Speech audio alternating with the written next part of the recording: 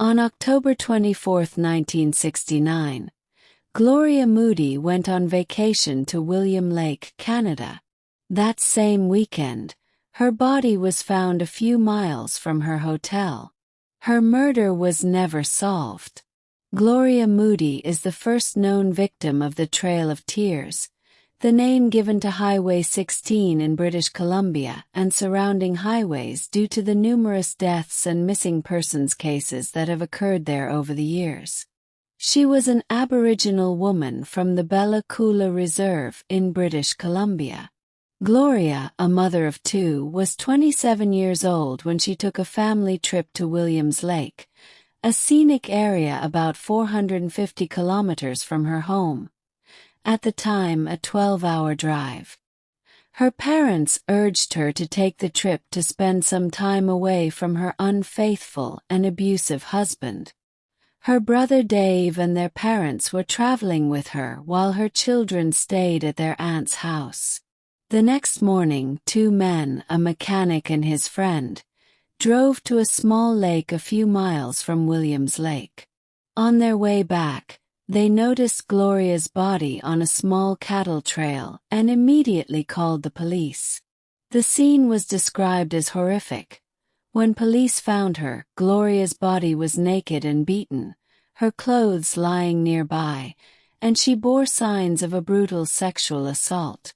The coroner determined that she had bled to death, which could have happened up to a half hour after the assault. Police investigated, but no one in town saw Gloria leave the bar, so there were no leads.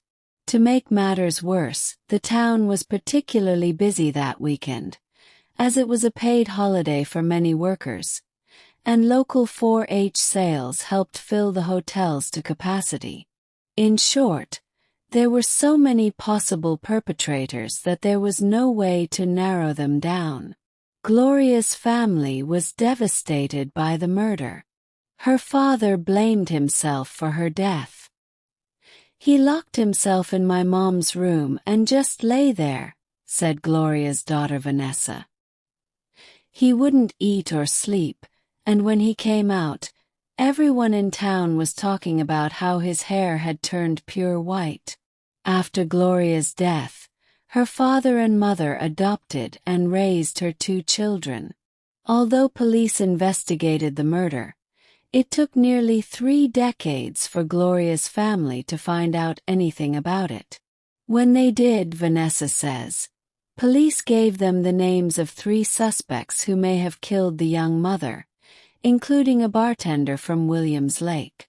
Unfortunately, no one was ever charged with the crimes, and the 3 suspects died before the family could be notified of their possible involvement, meaning no one knows if they actually committed the crimes.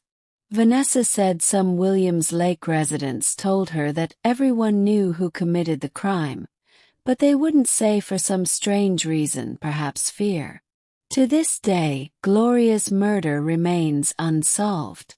What do you think happened? Was Gloria the victim of a serial killer working at the bar, or was someone else killing her? Did the police cover up her death? Please leave your thoughts below and let's start a healthy discussion.